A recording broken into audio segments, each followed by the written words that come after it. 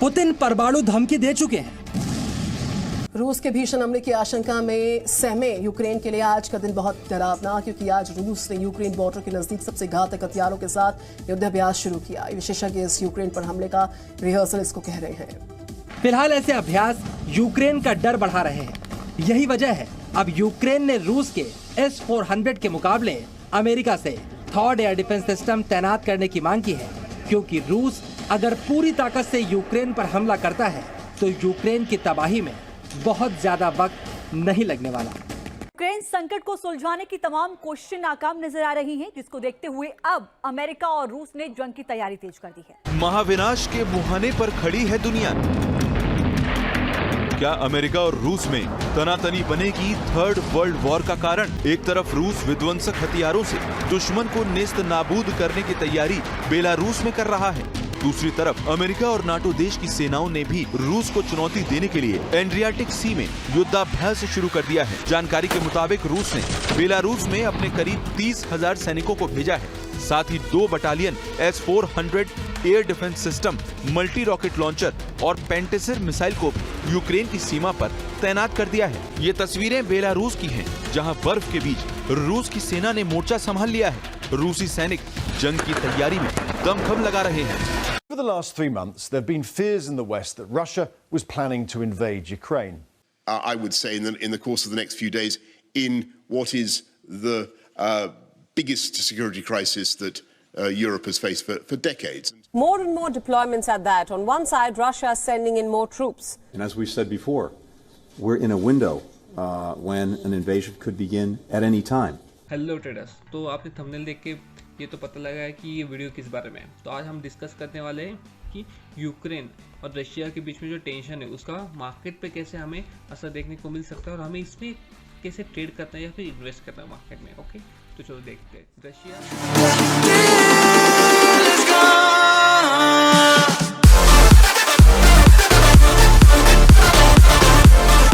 Russia ने क्या किया कि लास्ट कुछ मंथ से जनवरी से अपने ट्रूप्स बेलारूस और यूक्रेन के आसपास के बॉर्डर्स पे उसने तैनात करना शुरू किया। तो इसकी वजह से इंटरनेशनल में प्रेशर बढ़ने लगा था। ओके, यूके प्रेसिडेंट यही बोलते हैं कि अगर यूक्रेन पे रशिया हमला करता है तो ये सबसे बड़ा सिक्योरिटी क्राइसिस हो सकता है हमारे लिए।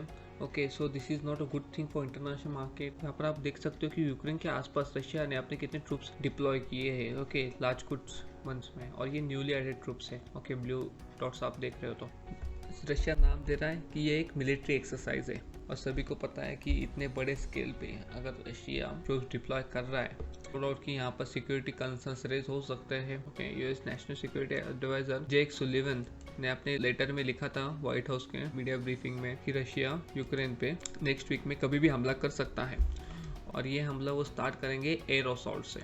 ओके, और सुलिवन अपने लेटर में ये भी लिखते हैं कि पुतिन ने अपना कोई भी फाइनल डिसीजन इस पे नहीं बताया।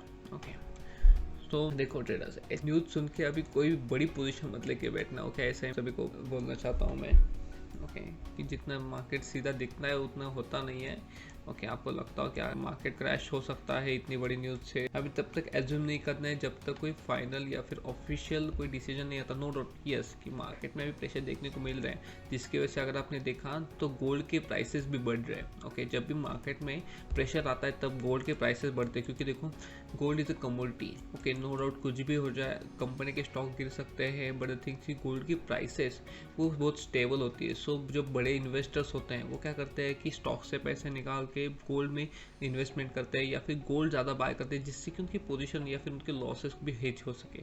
ओके, तो इसलिए जब भी गोल्ड के प्राइसेस बढ़ते तब हमें मार्केट में कॉशियस रहना चाहिए, क्योंकि ये इन्वर्सली प्रोपोर्शनल होता है मार्केट गेन पे। अगर मार्केट तेज़ी से बढ़ रहा है तो गोल्ड के प्राइसेस कम होते रहते हैं, बट प्रोपोर्शनली अगर मार्केट में हमें प्रेशर देखने को मिलता है तब गोल्ड के प्राइसेस भी बढ़ते रहते हैं। ओके, अगर आपने लास्ट फ्राइडे को देखा होगा तो S&P 500 जो कि यूएस के मार्केट थे, S&P 500, डाउ जोन्स और नैस्डैक, S&P 500 गिरा था 2%, डाउ जोन्स गिरा था ऑलमोस्ट 1.4% और नैस्डैक गिरा था 2.8%। और देखो नैस्डैक में सारे टेक कंपनीज जैसे कि गूगल, अल्फाबेट, गूगल के पैरेंट कंपनी, फेसबुक, माइक्रोसॉफ्ट, इतने बड़े बड़े कंपनीज है, उनके सारे स्टॉक्स यहाँ पर हमें बड़ी गिरावट देखने को मिली थी। ओके, ये देखो, ये इसका चार्ट है। ओके, नैस्डैक कंपोजिट का और ये निफ्टी 50 का। नो डाउट कि हमें थर्सडे के दिन हमें बढ़त भी देखने को मिलती मार्केट में, बट वो बढ़त यस्टरडे के गैप डाउन मार्केट में ही चली गई। ओके, अगर आपने 15 मिनट्स का चार्ट देखा तो गैप डाउन मार्केट ओपन हुआ और नो डाउट फिर से यहाँ पर ट्रेड दिख रहा था। एक्चुअली मैं ट्रैवल कर रहा था, इसकी वजह से मैंने कोई ट्रेडिंग अपडेट नहीं किया था मेरे चैनल पे। सो नो डाउट कि मैं टुमारो मॉर्निंग पे आपको एक वीडियो एनालिसिस रील्स पे और शॉर्ट्स पे भेज दूंगा। ओके, अगर आपको ट्रेड करना है या फिर कोई इन्वेस्टमेंट करना है, ओके, तो मैं सजेस्ट करता हूँ कि न्यूज़ बेस्ड मत करो। ओके, सेकंड थिंग, अभी देखो जो बाइडन जो कि यूनाइटेड स्टेट के प्रेसिडेंट हैं, तो उनका भी यही कहना है कि अगर यूक्रेन पे रशिया हमला करता है तो वो अपने ट्रूप्स वहाँ पर नहीं भेजने वाले हैं। अपने सिटीजन्स को बोल रहे हैं कि जल्दी से जल्दी यूक्रेन इवैक्यूएट करो, क्योंकि अगर यूक्रेन पे रशिया हमला करता है तो वो अपने ट्रूप्स रशिया में नहीं भेजने वाले। Okay, even for the evacuation. Okay, तो यहाँ पर देखो US won't send troops to Ukraine even for evacuation. Okay, so ये सारे चीज़ें सिक्योरिटी कंसर्न्स रेज करते हैं। ओके, इंटरनेशनल मार्केट में ये सभी लोग बोल रहे, कुछ लोग तो बोल रहे, देखो यहाँ पर वीडियो भी है कि वर्ल्ड वॉर 3 हो सकता है या फिर नहीं। देखो, टू बी ऑनेस्ट कि मिस्टर पुतिन भी टू बी ऑनेस्ट कोई भी ऐसा नहीं चाहेगा कि वर्ल्ड वॉर 3 हो जाए।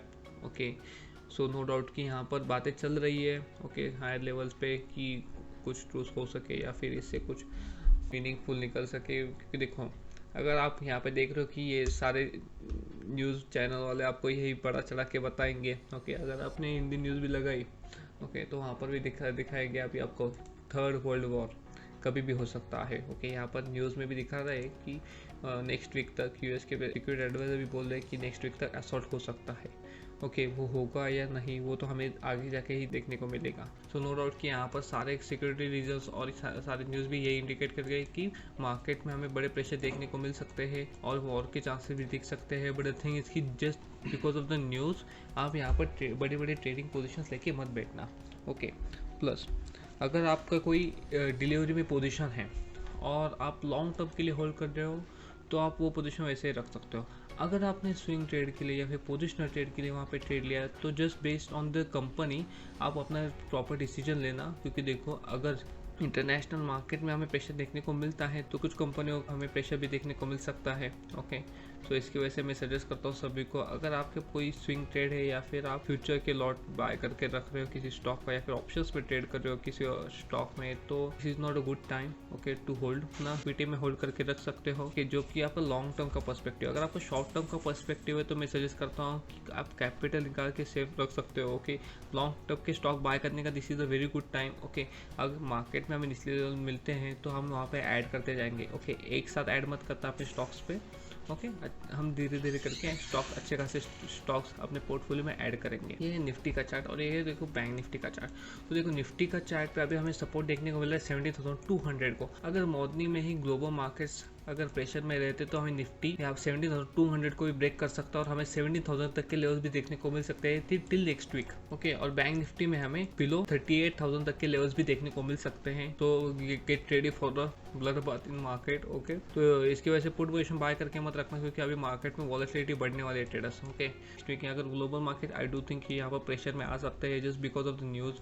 और यहाँ पे मीडिया भी बहुत बड़ा चढ़ के दिखा रही है। देखो, सैटेलाइट इमेज दिखा रहे हैं यहाँ पर। और मेरा फाइनल सभी के लिए यही कहना है कि बड़े पोजीशंस मत लेके बैठना अभी। ओके, होल्डिंग के लिए स्पेशली इंट्राडे ट्रेड्स आप चूज़ कर सकते हो। और ये this is a very good opportunity for intraday traders. Okay, जब भी हाई वॉलेटिलिटी रहते आपको ना इंट्राडे के बहुत अच्छे खासे चांसेस मिल सकते हैं। ओके, जस्ट होल्ड मत करना अपनी बड़ी पोजीशंस कोई भी और पुट बाय करके ही मत बैठ जाना। ओके, आप उसको नॉट आप फ्यूचर सेल करके चल सकते हो या फिर कॉल ऑप्शन सेल करके चल सकते हो। Okay, this time this is a very good option. But जब भी कुछ भी करो अपनी पोजीशन हेज करके चलो ट्रेडर्स। ओके, जिससे कि क्या होगा कि आपके कुछ लॉसेस तो प्रिवेंट होंगे। Okay, I hope everyone enjoyed this video. अगर आपको मेरा वीडियो अच्छा लगता है तो just hit like and subscribe our channel. Okay, so that's it for today. Thank you for watching.